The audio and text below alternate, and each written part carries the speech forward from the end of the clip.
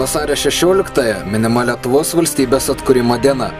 Šią dieną 1918 metais Lietuvos taryba pasirašė Lietuvos nepriklausomybės aktą, todėl kviečiame šią džiugią dieną paminėti kartu su mumis. Vasario 16-ąją 15 val.